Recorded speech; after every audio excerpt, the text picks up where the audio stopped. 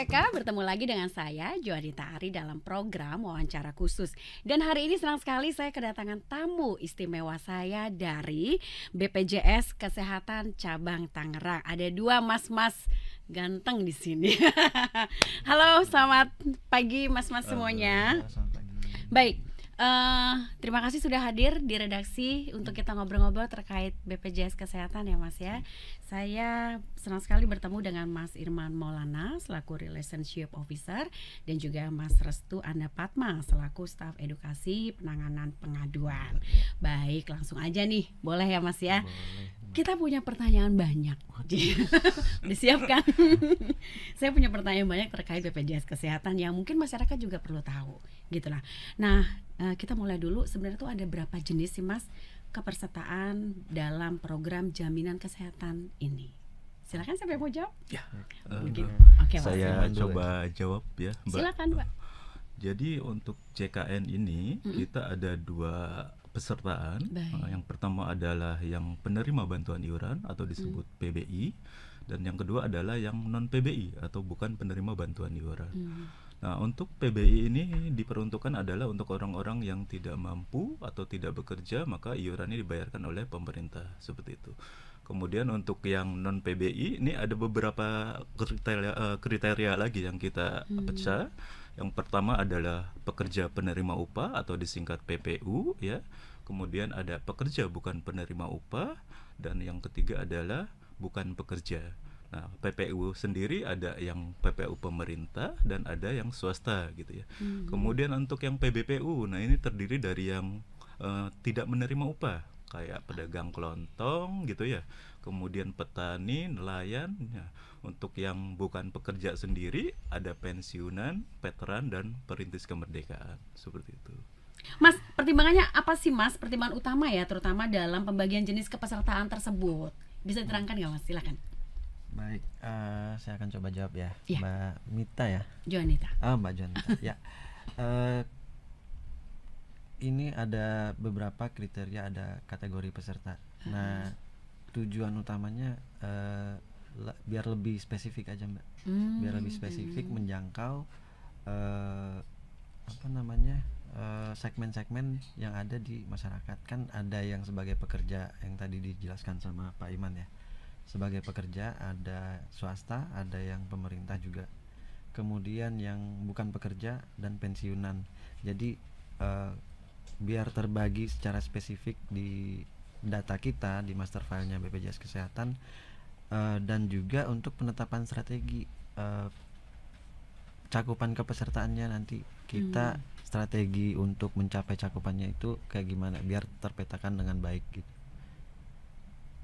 Mungkin seperti itu Mbak ya. Oke, baik. Clear sekali. Jadi karena ada cakupan strateginya tadi ya Mas ya. Ya, Kemudian cakupan gini. kepesertaannya. Nah, tadi kan bicara tentang cakupan tadi ya Mas ya.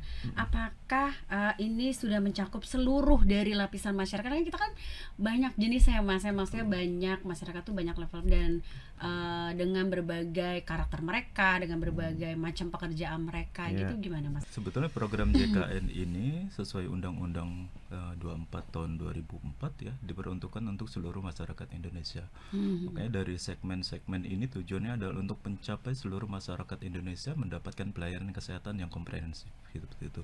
Kemudian tujuannya kembali adalah agar ada gotong royong dari segi peserta, di mana peserta yang mampu membantu yang tidak mampu, peserta yang bisa membayar iuran membantu teman-teman yang sakit ya, yang tidak bisa membayar iuran, kemudian yang sehat membantu yang sakit, seperti itu.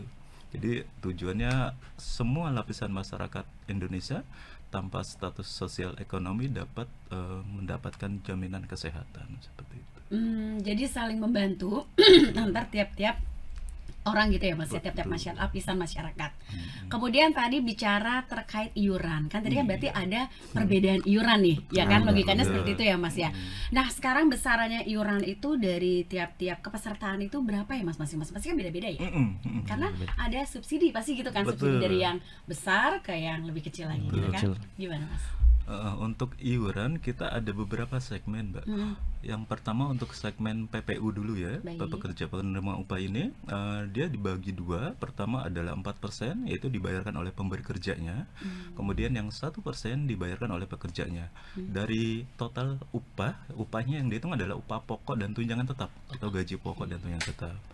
Kemudian untuk yang bukan pekerja atau peserta mandiri ini ada 3 kelas. Yang pertama kelas 1 iurannya adalah sejumlah 150.000 per jiwa. Kemudian yang kelas 2 itu sebesar 100.000 per jiwa, dan yang kelas 3 42.000. Nah, untuk kelas 3 ini pun kita atau pemerintah juga ada subsidi sebesar 7.000. Jadi peserta hanya membayar 35.000 per jiwa. Jadi ada segmen-segmennya di mana pekerja komposisi iurannya 4 dan 1. Kemudian kalau untuk yang peserta mandiri ada kelas 1, 2, dan 3 seperti itu. Baik, berarti ini udah cukup adil sebenarnya ya Mas ya. Iya, harusnya Gitu adil ya. lah ya. Nggak memberatkan karena juga kalau dari sisi pekerja itu kan ada bantuan juga dari pemberi kerja gitu betul. ya Mas. Nah, kemudian gini kan tidak semua orang bekerja gitu ya Betul. Mas. Nah, untuk beberapa jenis kepesertaan apakah ada yang ditanggung pemerintah 100% misalnya gitu ya? Karena kan mungkin nih ada yang belum bekerja sama sekali karena keterbatasan fisik mereka atau Betul. apapun gitu. Ada nggak sih Mas kira-kira? Sebetulnya dari yang pertanyaan tadi satu tuh nyambung. Tadi ada yang disebut namanya penerima bantuan iuran. Nah, Peserta penerima PBI. bantuan iuran ini adalah diperuntukkan orang-orang tadi yang tidak mampu, tidak bekerja. Jadi, untuk masyarakat yang tidak mampu, tidak bekerja itu biayanya atau iurannya dibayarkan oleh pemerintah. Seperti apa prosesnya? Kalau untuk yang PBIJK disebutnya, itu pemerintah pusat membayarkan 100%. Jadi, datanya dari Kemensos, Kementerian Sosial, kemudian ada yang disebut PBI APBD atau daerah. Nah, itu yang pembayaran oleh pemerintah daerah. Nah, kalau di kami di Kota Tangerang, kalau untuk yang pemerintah daerah, contoh seperti apa pendaftarannya seperti itu ya kan biasanya ada yang tanya gitu ya. Nah, kita ada 3 kanal, Mbak. Bisa melalui puskesmas, bisa melalui kecamatan atau rumah sakit. Jadi di saring dulu di situ, kalau emang dia berhak maka itu baru didaftarkan. Kemudian kalau untuk Tangerang Selatan kita melalui Dinas Kesehatan untuk yang PBI APBD-nya. Nah, itu nanti juga disaring di situ baru bisa didaftarkan seperti itu. Baik. Jadi tetap ada syaratnya ya Mas untuk yang penerima bantuan dari pemerintah Ya, gitu ya Mas. Tetap ada Jadi, persyaratan. jangan sampai nanti yang bekerja didaftarkannya PBI gitu kan, Iya. itu nggak sesuai. Jadi itu ada surveinya biasanya Mas. Disurvei dulu gitu nggak sih Mas? Nanti kan dilihat dari kartu keluarganya. Kartu keluarganya statusnya dia adalah pekerja atau bukan, karena biasanya tercantum di situ. Gitu. Baik, saya beralih ke Mas Restu ya Mas ya. Boleh. Saya pengen tahu nih Mas, kalau sekarang adalah besar cakupan dari kepesertaan yang ada di Kota Tangerang dan Kota Tangerang Selatan tuh seberapa besar dan bagaimana? Oke, kalau kita bicara soal cakupan peserta, itu kalau di daerah Kota Tangerang sendiri, Mbak ya, itu udah hampir 98% Ya, ya. Pak Iman? saya tambahkan 99,47% 99. untuk yang Kota Tangerang ya per 1 Juni 2025. Dari Kemudian sekitar jumlah 1,9 penduduknya juta 1,9 juta penduduk. 1,9 Kalau juta untuk yang Kota Tangerang Selatan sendiri kita sudah 99,04%. Jadi sudah cukup lumayan sih cakupannya, tinggal sisa sedikit yang belum terdaftar dan itu kita sedang giatkan untuk didaftarkan seperti itu. Oke. Jadi tinggal- Berarti hampir 100% ya Mas? Iya, tinggal 0, sekian persen lagi yang Betul. belum masuk. Itu berarti kan keberhasilan dari BPJS Kesehatan tempat cabang Cabang Tangerang ya Mas ya. dibantu dengan stakeholder juga seperti itu. Wah, Ada pemerintah yang paling daerah penting. dan yang lain-lain kan gitu semuanya berikut. Boleh nggak sih Mas cerita tentang proses kerjanya kok bisa mencapai hampir 100% kayak gini tuh kan luar biasa banget pencapaiannya ini ya. Ya. Wah, ini Pak Iman expertnya. Sebetulnya kita tadi pertama kan sudah dipetakan ya, ada beberapa segmen, ada yang penerima bantuan iuran, tadi ada yang penerima bantuan iuran PBI APBD di mana dibayarkan oleh pemerintah daerah. Kemudian ada segmen PPU gitu ya. Untuk segmen PPU ini kita melakukan namanya advokasi, kemudian ada canvassing, kemudian ada telemarketing dan yang lain-lain, dan ditambah kita juga ada melakukan pemeriksaan sehingga badan usaha ini kita edukasi untuk mendaftarkan dirinya dan bekerjanya. Kalau dari segmen yang PBI APBD tadi ada kita kerjasama dengan pemerintah daerah menyaring untuk peserta-peserta yang dimana tidak bekerja, tidak mampu ini agar didaftarkan seperti itu, dan itu dibayarkan oleh pemerintah daerah. Kemudian ada yang pensiunan otomatis kayak pensiunan TNI Polri, pensiunan PNS gitu ya, veteran, dan itu juga kita update data-datanya agar semuanya masuk sehingga capaian-capaian ini terakumulasi sekian persen. Nah, tinggal sisa-sisa ini juga menjadi PR kami agar kami bisa tindak lanjuti yang belum terdaftar seperti itu. Berarti ini kerjasama yang baik ya Mas antara BPJS Kesehatan Tangerang dan juga pemerintah dan stakeholder itu bisa berkolaborasi dengan cukup baik di Tangerang sampai akhirnya cakupannya sudah hampir 100%. Ini keren banget, berarti achieve semua dong nih. Insya Allah achieve semua. Baik, terakhir Mas, saya mau dong dengar pesannya dari Mas-mas berdua ini, mungkin gantian ya, untuk masyarakat terkait kepesertaan dan pentingnya membayar iuran secara rutin, karena kan ini harus dibayarkan secara rutin kan Mas ya. Kalau misalnya ada bolong satu pun itu nanti gimana, mungkin Mas bisa terangkan di sini sekalian ya. Pembayaran iuran ya Mbak, Iya. bagi peserta JKN KIS ya, terutama bagi peserta mandiri yang tadi disebutkan Pak Iman itu sebagai peserta bukan penerima upah. Nah, ini yang sering ada kendala di lapangan adalah peserta menunggak. Menunggak karena banyak faktor, mungkin tidak terdaftar auto debit, mungkin bulanannya terlewat atau lupa, mungkin sudah jadi peserta JKN. Ya, pada saat akan mengakses pelayanan kesehatan baru ingat, oh ada kartu JKN, kenapa tidak digunakan? Ternyata pas dicek di rumah sakit dalam keadaan tidak aktif, dengan status tidak aktif dan menunggak iuran.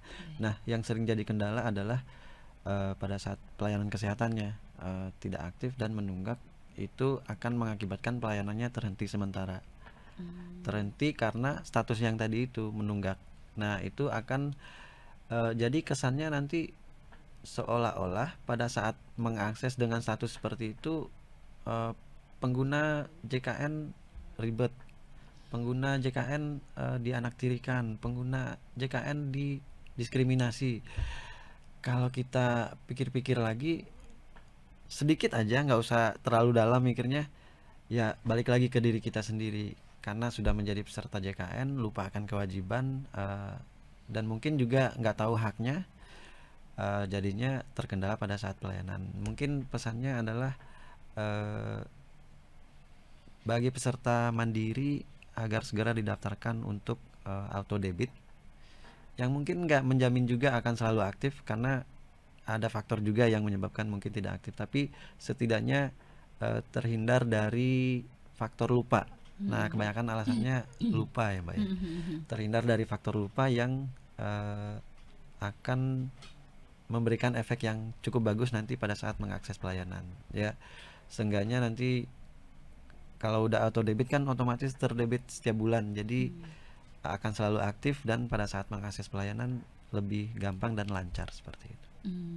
Mas Restu, saya tuh jadi kepikiran ya, sebenarnya ada reminder nggak sih dari BPJS Kesehatan sendiri untuk para peserta ini? Kan kalau lupa jadi gimana ya, nggak inget bayar gitu. Iya benar. Iya, sebenarnya di tahun-tahun sebelumnya kita juga udah punya program yang seperti itu Mbak, terutama untuk peserta menunggak sebenarnya. Kalau untuk peserta aktif kita belum ya, untuk saat ini masih belum ada remindernya, karena asumsinya peserta yang aktif itu adalah peserta yang sadar akan hak dan kewajibannya sebagai peserta JKN. Dan juga kita jargonnya sekarang JKN ini punyanya peserta, jadi kita minta peran aktifnya kita sebagai karyawan dan sebagai peserta juga untuk saling mengingatkan terhadap diri dan anggota keluarganya, terutama terkait hak dan kewajiban sebagai peserta JKN. Jadi untuk reminder, kalau untuk sekarang yang rutin bagi peserta menunggak. Baik, jadi untuk peserta yang sudah rutin bayar tuh ya karena mereka udah biasanya otomatis, Iya, jadi ya udah benar. akan lancar jalan gitu ya. Iya. Nah, untuk menunggak sampai dengan berapa bulan sih Mas sampai akhirnya itu dinonaktifkan gitu loh. Kayak kita pengen tahu juga ya Mas ya. Kalau untuk peserta menunggak itu di 1 bulan berjalan masih aktif sampai Masih dengan bulan toleransi ya? masih ada toleransinya, nggak bayar di 1 bulan berjalan ya Mbak maksudnya. Sampai dengan bulan berikutnya sampai tanggal 10 masih aktif. Di tanggal 11 sampai akhir bulan berikutnya itu udah nonaktif. Oh baik. Iya. Berarti tunggakan yang bulan kedua berarti gitu ya? Ya. Yang Iya, kedua gitu di ya bulan Mas? keduanya. Saya tambahkan kali ya. Baik, silakan, Mas. Jadi untuk peserta itu kalau sesuai dengan aturan kan maksimal tanggal 10 ya tiap bulannya pembayaran itu dilakukan bulan berjalan. Kemudian kalau lewat dari tanggal 10 di bulan berjalan itu masih ada tenggang waktu sampai dengan akhir bulan. Nah, dia akan nonaktif per tanggal 1 di bulan berikutnya. Oh, Karena sudah lewat 1 bulan dan iuran menjadi akumulatif dari 2 bulan dan dia harus bayar 2 bulan. Sebetulnya di kami pun sudah ada yang namanya rehab, sistem rehab. Rehab ini adalah cicilan.